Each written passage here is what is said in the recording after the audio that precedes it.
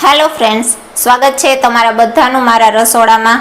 તો ચોમાસાની સિઝન હોય અને કારેલાનું શાક ન બને એવું તો બને જ નહીં. ચોમાસાની સિઝનમાં મોસ્ટલી લગભગ બધાના ઘરમાં કારેલાનું શાક રેગ્યુલર બનતું જ હોય છે. ખૂબ જ સરસ ટેસ્ટી એવું આપણે આજે ભરેલા કારેલાનું શાક બનાવીને તૈયાર કરીશું. ભરેલા કારેલાનું શાક બનાવવા માટે તેનો મસાલો આપણે એકદમ સરસ ટેસ્ટી ચટપટો બનાવીને તૈયાર કરીશું. તે કઈ રીતના આસાનીથી બની જાય તે હું તમારી સાથે શેર કરીશ. તો ચાલો મારી રેસીપી હું તમારી સાથે શેર કરીશ, પરંતુ તેની પહેલાં મારી ચેનલ રીનાની રસોઈને હજી સુધીમાં સબસ્ક્રાઈબ ના કરી હોય તો જરૂરથી સબસ્ક્રાઈબ કરી લેજો. તો ચાલો શાક બનાવવું આપણે સ્ટાર્ટ કરશું. ભરેલા કારેલાનું શાક બનાવવા માટે કારેલા લઈ લેવાના છે.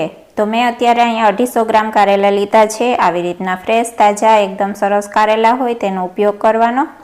હવે કારેલાની બંને સાઈડનો જે ભાગ હોય છે તેને આપણે ચાકુની મદદથી પહેલાં કટ કરી લેવાનો અને પછી આપણે કારેલાની છાલ ઉતારી લેવાની છે.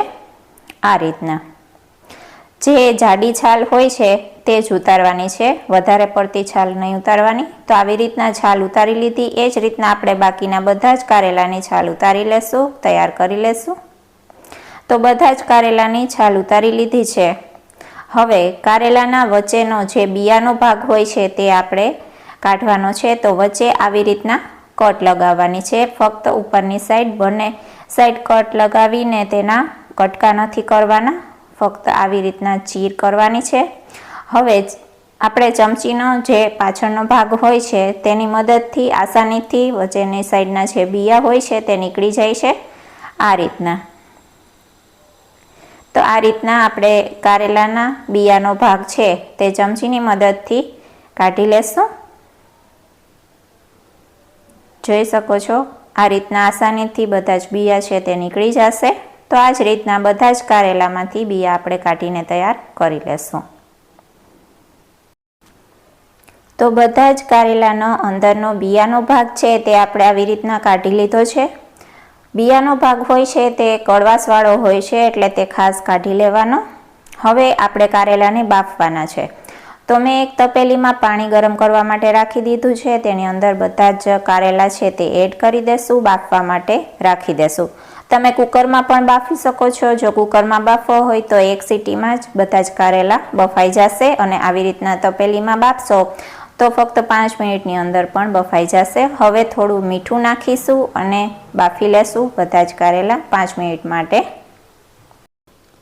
આ કારેલાને આપણે 70થી 80% જેટલા બાફવાના છે. વધારે પડતા ન બફાઈ જાય તેનું ધ્યાન રાખવાનું.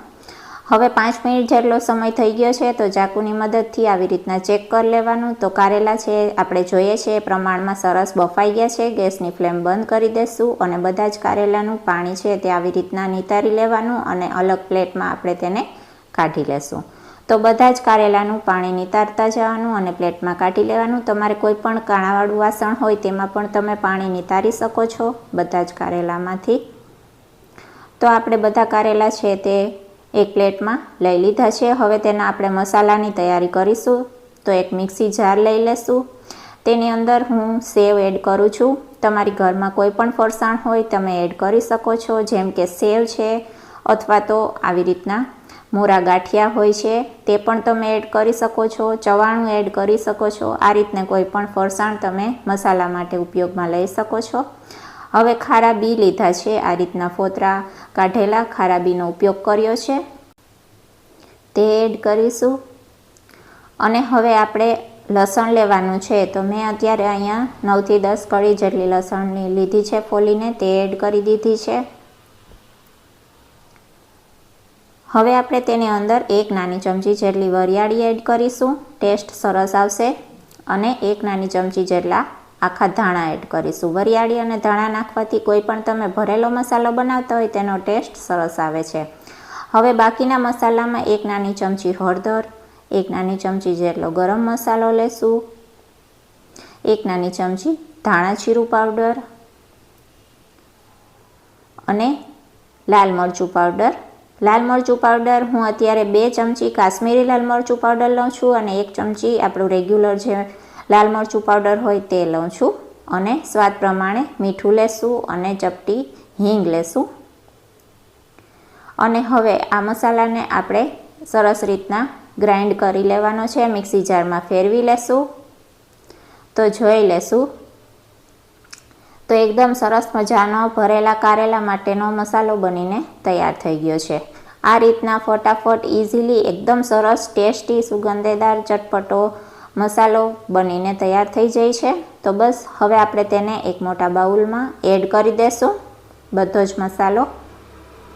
આ રીતને મસાલો તૈયાર થઈ ગયો છે. તો બસ હવે આપણે બાકીની તેમાં 2-3 વસ્તુ ઉમેરવાની છે તે ઉમેરી દેશું, જેમાં આપણે ગોળ લેશું. તમે ખાંડનો પણ ઉપયોગ કરી શકો છો, પરંતુ કારેલાના શાકમાં ગોળનો ટેસ્ટ છે વધારે સરસ આવે છે. તો દેશી ગોળ લીધો છે મેં 1 ચમચી જેટલો, તે આપણે એડ કરીશું. અને લીંબુનો રસ લેવાનો છે, એક આખા લીંબુનો રસ લઈ લેવાનો છે. ચટપટો ટેસ્ટ પણ આવશે અને બાઇડિંગમાં પણ આપણે લીંબુના રસનો ઉપયોગ કરવાનો છે. તો આખું લીંબુ છે તે આપણે નીચોવી લેશું. આ રીતના લીંબુનો રસ લઈ લેશું અને હવે તેમાં આપણે તેલ એડ કરીશું 2 ચમચી જેટલું. જો તમને જરૂરિયાત લાગે તો ઉપરથી હજુ 1 ચમચી જેટલું તેલ એડ કરી શકો છો. અને હવે સમારેલી આપણે કોથમીર એડ કરીશું અને હવે પ્રોપર રીતના બધું જ આપણે મિક્સ કરી દેવાનું છે. આ રીતના હાથની મદદથી પ્રોપર મિક્સ કરવાનું. આપણે ગોળ એડ કર્યો છે એટલે ગોળ છે પ્રોપર રીતના મિક્સ થઈ જાય ત્યાં સુધી મિક્સ કરવાનું છે. આ રીતના જો તમારી આગળ લીંબુ ના હોય તો તમે આમચૂર પાવડર લઈ શકો છો, તો તેલનું પ્રમાણ થોડું વધારે લઈ લેવાનું. આ રીતના હવે પ્રોપર મસાલો છે તે આપણે મિક્સ કરી દેશું. ગોળ પ્રોપર રીતના મિક્સ થઈ જાય એ રીતના મિક્સ કરી દેવાનું છે. અને હવે આપણે જોઈ લેવાનું છે તો બાઇન્ડિંગ પ્રોપર રીતના થયું છે કે નહીં, તો આવી રીતના મુઠ્ઠી વાળીને જોઈ લેવાનું. તો જોઈ શકો છો પ્રોપર આપણો મસાલો ભરેલા કારેલા માટેનો બનીને તૈયાર છે. આવો રાખવાનો હોય છે. જરૂર લાગે તો તમારે તેલ એડ કરવાનું, બાકી આ રીતના જ હોય છે. 2 ચમચી તેલ નાખશો તો પણ સરસ રીતના મસાલો થઈ જશે. તો બસ હવે આ મસાલાને આપણે બધા જ કારેલાની અંદર પ્રોપર રીતના ભરી લેશું. આ રીતના પ્રોપર પ્રેસ કરતું જવાનું છે અને ભરતું જવાનું છે, સરખી રીતના ભરવાનું, જેના લીધે આપણે વઘારવા ટાઈમે મસાલો છે તે અંદરથી છૂટો ન પડી જાય. એટલા માટે સરખી રીતના પ્રેસ કરતું જવાનું અને ભરતું જવાનું છે. આ રીતને અંદરની સાઈડ પ્રેસ કરવાનું અને આખા કારેલામાં આ રીતના મસાલો આપણે ભરીને તૈયાર કરી લેવાનો છે.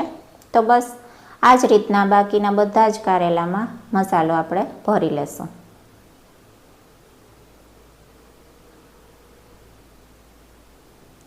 તો બધા જ કારેલાની અંદર મસાલો પ્રોપર રીતના ભરાઈ ગયો છે. બાકીના બચેલા મસાલાનો પણ આપણે વઘારવા ટાઈમે ઉપયોગ કરી લેશું. તો બસ આપણા કારેલા છે તે વઘારવા માટે તૈયાર છે. તો એક ફ્રાય પેનમાં તેલ ગરમ કરવા માટે રાખી દેશું. હું અત્યારે 5 થી 6 ચમચી જેટલું તેલ લઈ રહી છું. તેલનું પ્રમાણ તમે તમારી રીતના વધારે ઓછું પણ કરી શકો છો. હવે તેલ ગરમ થાય એટલે તેની અંદર રાઈ નાખીશું 1 નાની ચમચી. રાઈ ફૂટે એટલે આખું જીરું એડ કરવાનું છે અને 1 નાની ચમચી જેટલી આપણે હિંગ લેવાની છે. અને હવે બધા જ આપણે કારેલા જે ભરીને રાખ્યા હતા તે આપણે એડ કરી દેશું તેલમાં. આ રીતના બધા જ કારેલા છે તે તેલની અંદર આપણે એડ કરી દેવાના છે અને તેને આપણે સાતળી લેવાના છે. આ રીતના 1 મિનિટ માટે સાતળી લેશું તેલમાં જ. સાતળી લીધા પછી હવે આપણે તેની અંદર બાકીનો જે મસાલો આપણે બચ્યો હતો તે એડ કરવાનો છે. તો બાકીનો બધો જ મસાલો આપણે એડ કરી દેશું અને તેને પણ મિક્સ કરી દેવાનું છે. જો તમારે વધારે પડતી ગ્રેવીવાળું આ શાક જોઈતું હોય તો તમે ડુંગળી અને ટમેટાં એડ કરી શકો છો અને થોડું પાણી વધારે એડ કરવાનું, જેના લીધે ભરેલા કારેલાનું શાક છે તે ગ્રેવીવાળું બનીને તૈયાર થશે. હું અત્યારે ગ્રેવીવાળું શાક નથી બનાવતી. તો બસ આ રીતના આપણે મિક્સ કરી દીધું છે બધો જ મસાલો. હવે આપણે તેમાં થોડું પાણી એડ કરવાનું છે. વધારે પડતું પાણી નથી એડ કરવાનું. કારેલા છે તે 70 થી 80% જેટલા તો કૂક થયેલા જ છે. તેને બસ આપણે થોડા જ હવે કૂક કરવાના છે, તો એટલું જ પાણી લેવાનું છે અને મસાલો પ્રોપર રીતના ચડી જાય બસ એટલું જ પાણી લેવાનું છે. તો મેં થોડું પાણી લીધું છે. બસ હવે ઢાંકી અને તેને આપણે પ્રોપર રીતના ચડવા દેશું મીડિયમ ગેસની ફ્લેમ ઉપર. તો બસ હવે 3 થી 4 મિનિટની અંદર જ એકદમ સરસ રીતના બધા જ કારેલા છે તે ચડી જશે, મસાલો પણ પ્રોપર રીતના ચડી જશે. તો જોઈ શકો છો આપણા એકદમ સરસ મજાના ભરેલા કારેલા બનીને તૈયાર છે, એકદમ સરસ ચડી ગયા છે. હવે તમારે આને વધારે પડતું ગ્રેવીવાળું બનાવવું હોય તો મેં કહ્યું એ પ્રમાણે ડુંગળી અને ટમેટાં નાખી વધારે પડતું પાણી નાખશો તો ગ્રેવીવાળું શાક બનીને તૈયાર થશે. આ રીતના ચાકુની મદદથી કટ કરી અને ચેક કરી લેવાનું કારેલા છે પ્રોપર રીતના ચડી ગયા છે. તો બસ હવે ગેસની ફ્લેમ આપણે બંધ કરી દઈશું અને કારેલા સર્વ કરીશું. તો એકદમ સરસ મજાના જોતાં જ મોઢામાં પાણી આવી જાય એવા આપણા ભરેલા કારેલાનું શાક બનીને તૈયાર છે. તો આને તમે રોટલી, પરોઠા, થેપલા, ભાખરી કોઈ પણ જોડે ખાઈ શકો છો અને ખાવાની ખૂબ જ મજા આવે છે. ચોમાસામાં અથવા તો ઉનાળાની સિઝનમાં પણ ખાઈ શકો છો, વરસતા વરસાદમાં પણ ખાઈ શકો છો. ખૂબ જ ટેસ્ટી લાગે છે. એક વખત જરૂરથી ટ્રાય કરજો અને મારી રેસીપી જો પસંદ આવી હોય, મારા વિડીયો પસંદ આવતા હોય તો ચેનલને સબસ્ક્રાઈબ અવશ્ય કરજો, વિડીયોને લાઇક કરજો અને આવો નવો સપોર્ટ દેતા રહેજો. તો બસ મળું છું નેક્સ્ટ વિડીયોમાં નેક્સ્ટ રેસીપી સાથે. ત્યાં સુધી જય માતાજી.